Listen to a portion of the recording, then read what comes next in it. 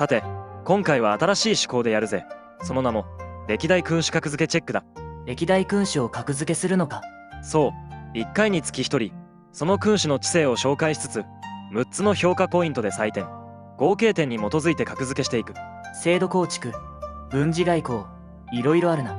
個別に説明するより実際にやった方が早いから、やりながら説明しよそれじゃあ早速行ってみよう。初回は秦の始皇帝だね。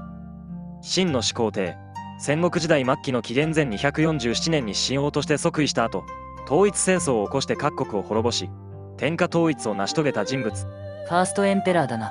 格付けが楽しみだね。始皇帝は後世に残る多くの制度を構築している。文献制はその代表と言っていい。世界史でも習ったな。これは諸侯が地方を半独立的に治めていた封建をやめ、中央から官僚を派遣して直接統治する仕組みだ。これによって全国を一つの行政ネットワークでまとめた。なるほど。それが中央集権ってやつか。その通り。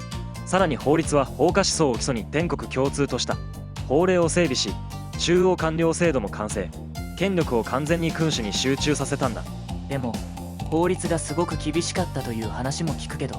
出土した文書から見るに、実は始皇帝時代の法律は意外と厳罰主義ではなかったようだ。二世皇帝の時代になってから長江が法律を厳しくして、それが大反乱の直接の引き金になった。ただ人々はこれまでのやり方に慣れ親しんでいただろうから、行政全てを法律で行うやり方に馴染めなかった可能性があるよな。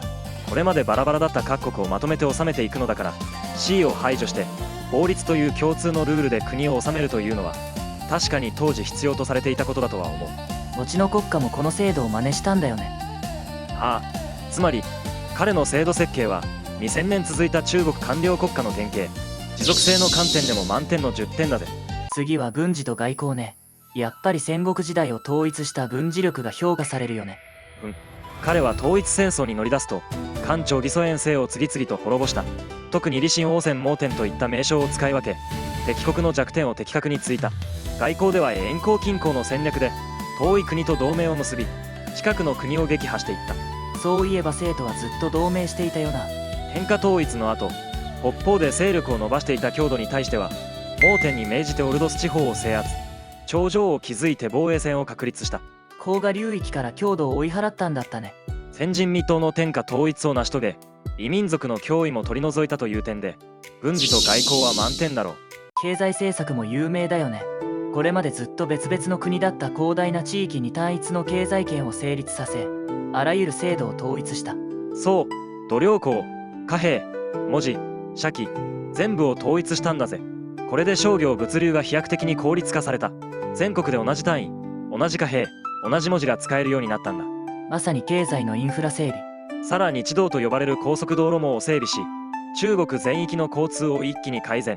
南方では運河霊居の建設を契機に、嶺南地方を領土に組み込んだ。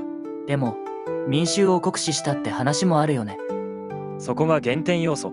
建設ラッシュで貿易が過酷になり、民は疲弊した。結果的に死母の反乱の火種を残したのは事実だ。だから満点ではなく9点だぜ。君主公授って悪名高い政策があったよね。確かに民間の所有する書籍を原則全て没収したのは事実だが、儒者を大量に埋めたという工事は後世の誇張の可能性が高い。じゃあ単なる弾圧じゃなかった。民間の勝手な政治誹謗を抑えることが目的だった。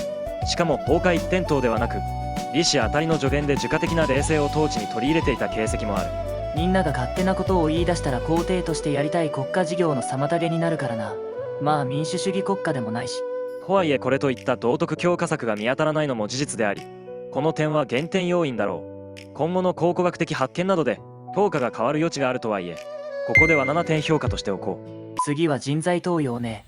最初は呂不韋に権力を握られていたけど、呂不韋を退けてからは迷信をうまく使ったイメージがあるな。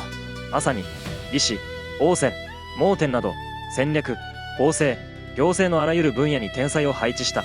しかも出身を問わなかった。例えば李氏は祖、蒙天は清の出身だ。大石とか宦官の干渉もなかった。秦王政時代に呂不韋を退けて以降は完全に個人主導の政治体制を確立している。権力を中央に集め、市場を挟まない統治を実現した。統治者としての完成形じゃないか。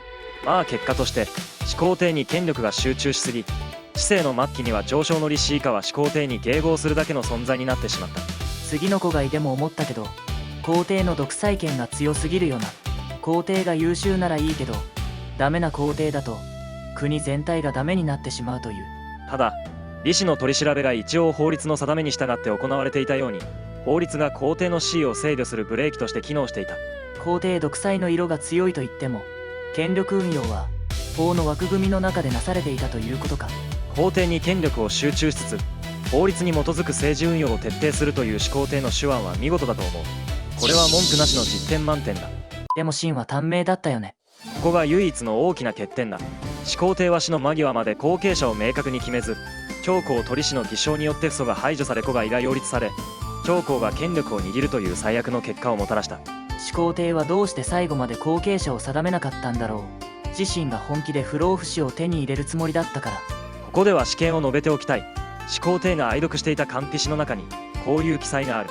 自分の子が大使となっている者は主君に早く死んでほしいと望む可能性がある。始皇帝はこういう漢筆の思想に影響を受けていたのではないか。だから大使をあえて定めようとしなかったのではないか。つまり大使を定めることで、自分の妃やその周囲の人物が自分にとっての脅威になることを恐れたということ。彼が苦しめられた漏洩事件が示すように、宮廷は陰謀の巣窟だ。始皇帝は自分が死ぬその時になって大使を公表すれば良いと考えていたのだと思う。そうか。でも結局始皇帝は巡行中に馬車の中で急死してしまったから、大使を公表する時間的な余裕がなかったよな。そうなるとは予想していなかったんだろうけど。まさにその通り。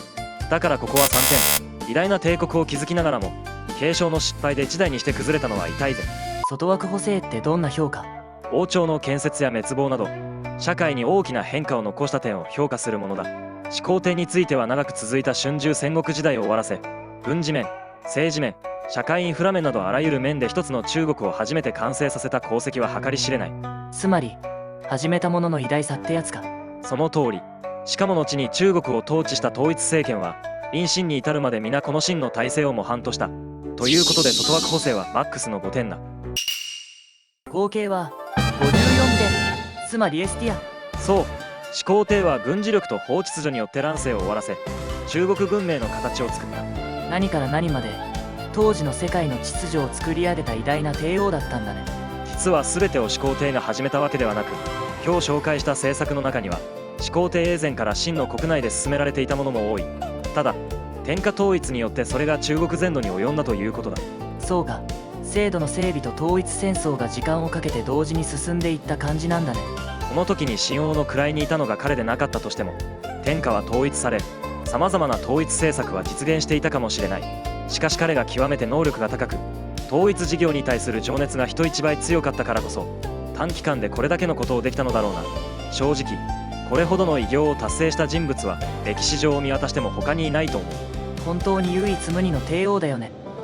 秦がもっと続いていれば満点評価も夢ではなかっただろうな。それでは今回はここまで。